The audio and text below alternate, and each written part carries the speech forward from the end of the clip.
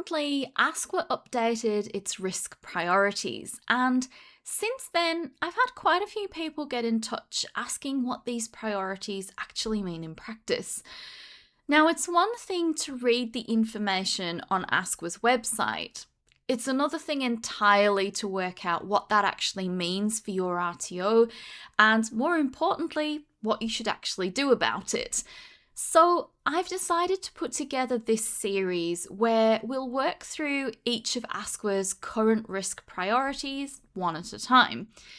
In each video, I'll briefly show you what ASQA has published, then I'll translate it into plain English, I'll explain why it matters, share some of the common issues that I see in the sector, and then finish with some practical actions you can take in your own RTO.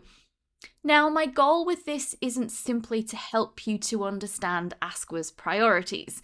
It's to help you to build stronger educational practice, stronger governance, and stronger organisational capability, because ultimately, that's what delivers better outcomes for learners. Now, if this sounds useful, I'd love for you to subscribe to the channel so you don't miss the rest of the series. So, let's jump into today's risk priority. So the risk priority that we're focusing on in this video is provider governance, market conduct, and non-genuine operations. So in terms of the key focus for priority list, we have systemic non-genuine operations and deliberate non-delivery, phoenixing, proxy ownership and infiltration of legitimate RTOs, governance failure enabling bad faith business models, and exploitative or deceptive market conduct that sustains non-genuine activity. Now, I'm not going to spend time reading through the risk overview because you can access that yourself on ASQA's website, and there's a lot of wordage going on there, right? So instead, let's talk about what this actually means for RTOs.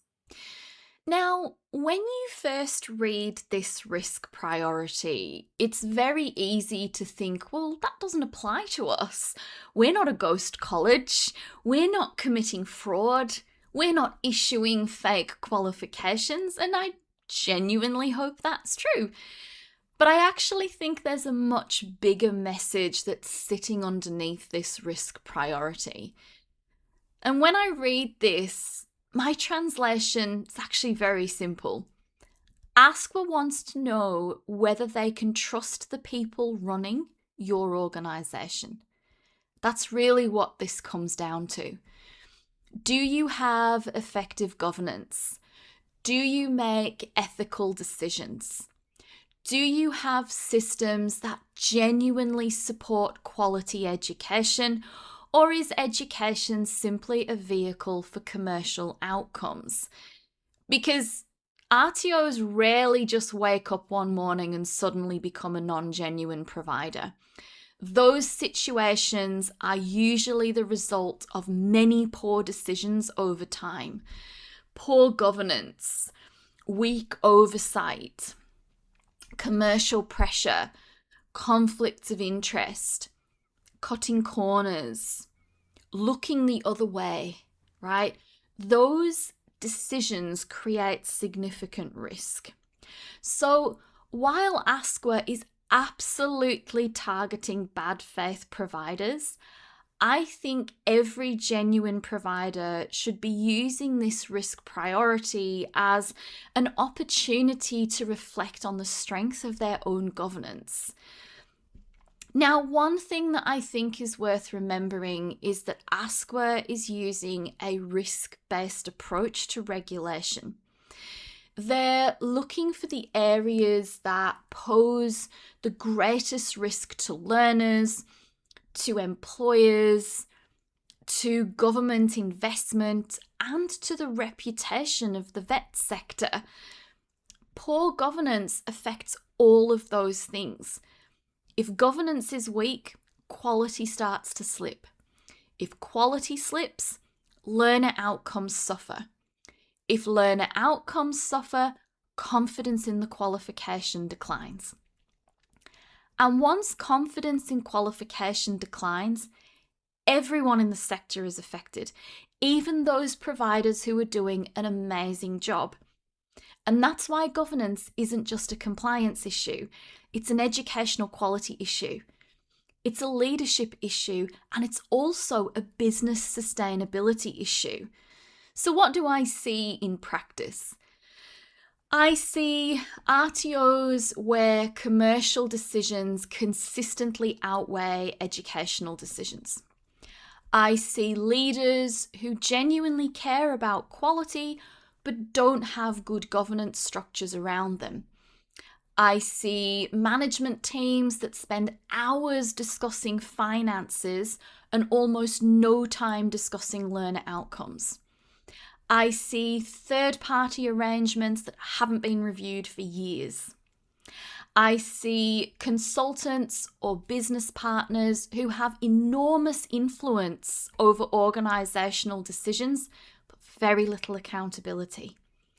Now, none of those things automatically make an organisation non-genuine, but they do create risk. And that's exactly what good governance is supposed to prevent. So, if I were leading an RTO right now, these are 5 things I'd be doing. Number 1, review your governance structure. Who's making decisions? Who has authority?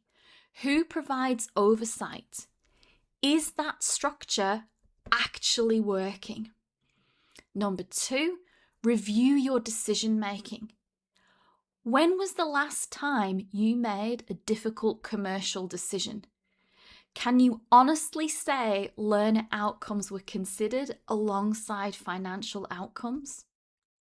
Number 3, review your partnerships. Third-party providers, consultants, education agents, recruitment partners. Do you really understand who you're working with and how they're representing your RTO? Number 4, look at your organisational culture. Do people feel comfortable raising concerns? Can staff question decisions?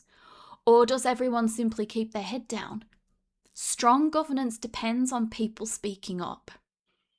Number 5, ask one simple question. If ASQA asked us why we made this decision, would we be comfortable explaining it? And if the answer is no, you need to be doing some exploring. Now, if there was just one thing I'd recommend to start addressing this risk priority over the next month, it would be to book in an hour with your leadership team and just put one item on the agenda. What evidence do we have that our governance supports quality education, not just compliance? And that conversation will probably identify a whole list of opportunities for improvement. So my biggest takeaway from this risk priority is that this risk priority isn't just about catching criminals, right? It's about protecting the integrity of the vet sector. Now, every RTO has a choice.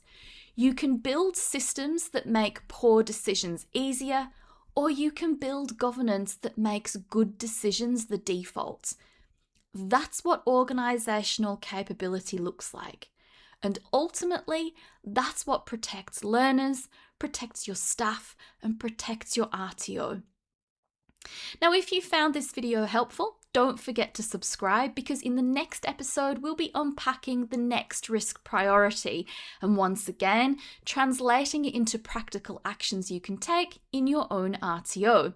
Thanks for watching, and I'll see you in the next one.